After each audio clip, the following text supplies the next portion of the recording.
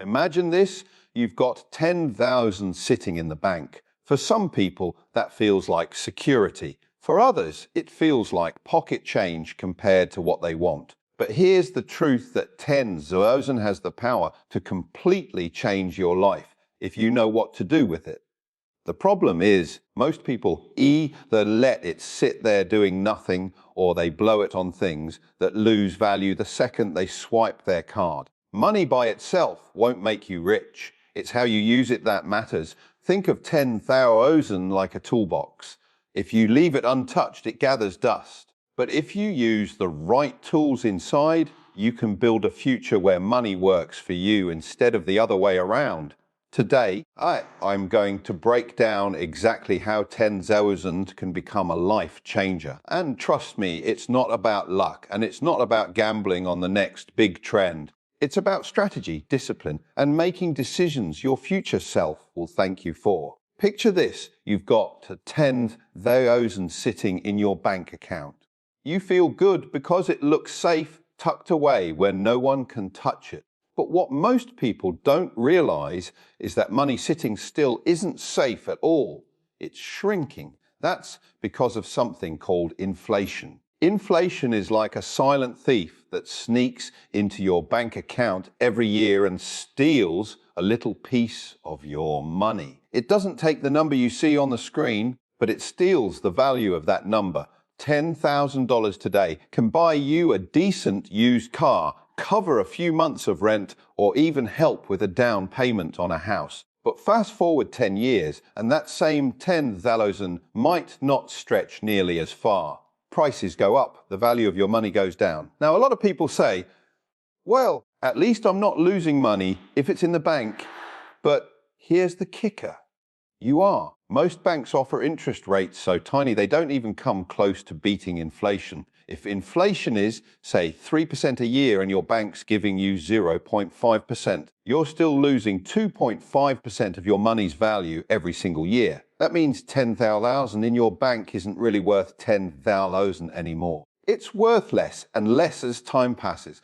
Let me give you a real example. Imagine back in the year 2000, someone had 10,000 and just left it in a savings account. Fast forward to today, prices of homes, cars, even groceries have shot up massively. That same 10,000 today has the buying power of maybe 6,000 or 7,000 from back then.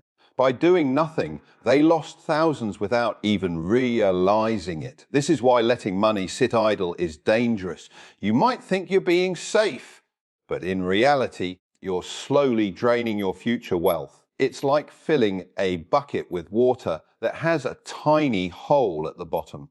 You can't see it dripping, but give it time, the 48, and you'll notice the bucket isn't as full as it used to be. So what's the solution? You've got to make that money work for you. Money is like a lazy employee. If you just let it sit around, it won't lift a finger.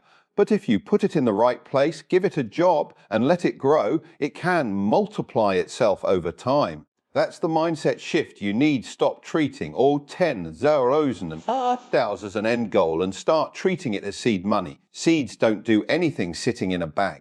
But when you plant them in good soil, water them, and give them sunlight, they grow into something much bigger. Now, I'm not saying throw your whole 10,000 into some high-risk scheme or gamble it on the latest trend. That's not planting seeds, that's rolling dice. The key is to find places where your money can grow steadily and safely. That could mean putting a chunk into an index fund that tracks the stock market. Historically, the market has averaged around 7–10% annual returns. That's way better than letting it rot in a savings account, or maybe you split it, some in investments, some in a high-yield savings account for emergencies. The point is, you don't just let it sit there. Here's another way to think about it. Imagine two people, Alex and Jordan. Alex leaves his 10,000 in the bank untouched. 10 years later, it's still owned 10,000 on the screen, but the things he can buy with it are way less. Jordan, on the other hand, invests that 10,000 into a simple index fund, averaging 8% returns per year. After 10 years, Jordan's money isn't 10,000 anymore. It's about 21,589. Double the money just by not letting it sit idle. See the difference? Same starting point, hey, two completely different outcomes. Alex played it safe and lost. Jordan took a smarter approach and won. That's the reality of money. Doing nothing is actually riskier than doing something smart with it. So, the lesson here is clear. Don't let 10,000 sit idle. Respect it enough to put it to work. Let it be the foundation of your financial growth instead of a number you cling to for security. Because real security doesn't come from watching money sit in the bank. It comes from knowing your money is out there growing, compounding, and creating a future where you're in control when people come into a bit of money, whether it's a bonus, savings, or in this case, 10 zeros of the temptation is huge to spend it on things that feel good in the moment. A shiny new car, the latest phone, or even a fancy holiday. Now, don't get me wrong, there's nothing bad about enjoying your money, but here's the catch. Those things are what we call liabilities. They take money out of your pocket instead of putting money back in. This is where most people go wrong. They think owning something expensive makes them richer, when in reality it makes them poorer. Let's say you buy a 10,000 car. The second you drive it off the lot, it loses 20% of its value. A few years down the line, that car is worth half what you paid, or less. Not only that, but it costs you money in fuel, insurance, maintenance, and repairs. That's not an investment. That's a liability disguised as a status symbol. Now compare that to putting that same 10,000 into an asset. An asset is something that works for you. It either grows in value or generates cash flow, or ideally both. Think of things like stocks, index funds, rental property, or even starting a small business. Instead of draining your wallet, assets fill it back up. Let's look at a real-world example. Imagine two friends, Sarah and Mike. Sarah gets her hands on 10,000 and decides to put it toward a down payment on a small rental property. She rents it out, and even after mortgage payments and expenses, she's making $200 a month in profit. On top of that, the property itself is slowly going up in value. That's an asset. Now, Mike takes his 10,000 and buys a flashy car to reward himself. Fast forward 5 years, Sarah's property is worth more, and she's collected thousands in rental income. Mike's car, it's worth a fraction of what he paid, and it's cost him even more in upkeep. One invested in an asset, the other in a liability. See the difference? But here's the thing, investing in assets doesn't always mean starting big. A lot of people think they need hundreds of thousands to get into investing, and that's simply not true. With as little as a few $100s, you can start investing in ETFs or index funds. These are bundles of stocks that track the overall market. They're less risky than putting all your eggs in one company's basket, and historically, they've grown steadily over time. Let's do some quick math. If you put $10 into an index fund that grows at an average of 8% a year, in 10 years that money is worth about $21,589. Double your money just by choosing an asset over a liability. And here's the kicker, you didn't have to do anything fancy. No day trading, no gambling on crypto, just consistent growth. That's the power of assets, and it's not just about traditional investments. Investing in yourself can also be seen as building an asset. For example, using part of that 10,000 to take a course, learn a high-income skill, or start a side hustle is an investment in future earnings. The knowledge and skills you gain will keep paying you back for years, unlike that car or designer watch that loses value the second you buy it. Here's another way to look at it. Every dollar you spend should either make you poorer or richer. Liabilities make you poorer, assets make you richer. It's that simple. 8. Most people stay broke because they chase liabilities to look rich, while wealthy people buy assets that actually make them rich. If you want to change your financial future, you've got to flip the script. Now, I'm not saying never buy anything fun. Life's not just about spreadsheets and investments.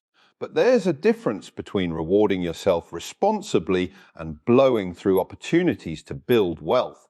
A smart balance is key. Maybe you use a small portion of your money for enjoyment and the bulk for assets. That way, you're enjoying today without sacrificing tomorrow. So, if you've got 10,000, the question you should ask yourself isn't, what can I buy with this? But instead, how can I make this money buy me more money? That shift in mindset is what separates people who struggle forever from those who build real financial freedom. 8. Remember this, assets feed you, liabilities eat you. If you want to win the money game, you've got to focus on filling your plate with assets. Make every dollar work like a little employee. And pretty soon, you'll have an entire workforce of dollars building your future. That's the difference between staying broke and getting ahead. Here's a fact. Most people overlook money can disappear, but skills stay with you forever. You could lose every dollar you've got, but nobody can take away what's in your head. And that's why using a chunk of that taught 10,000 to invest in yourself might be the most powerful move you'll ever make. Think about it. Skills are like money making machines. Once you've learned something valuable, you can use it again and again to create income. The rich understand this. 8.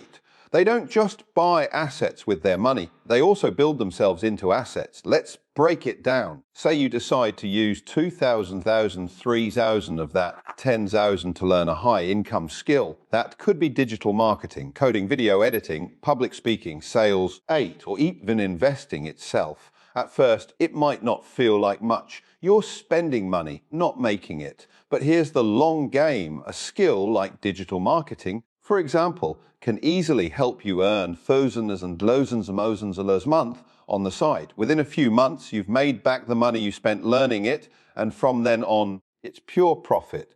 That's a return no stock or savings account can match. Now compare that to spending the same 2,000 on something like a new TV or the latest phone. Does it make you happy for a while? Sure, but 6 months later, it's just another object losing value, sitting there. It doesn't generate income. It doesn't create opportunity. It doesn't multiply. It just fades. That's the difference between spending and investing. Here's a simple story to illustrate. Imagine two people, let's call them Emma and Jack. Both have a 10,000. Emma decides to use 2,500 of hers to take a coding boot camp. She learns enough to land a remote job paying an extra 30,000 a year. Jack, on the other hand, uses 2,500 on a vacation. He has a great time, but when he comes back, the money's gone and nothing in his life has changed. Who's better off? The one who invested in herself.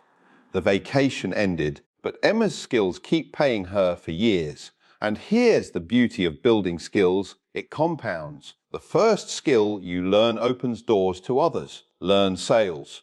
You can use that in any business you ever start. Learn how to manage money. You'll avoid mistakes that cost you thousands later.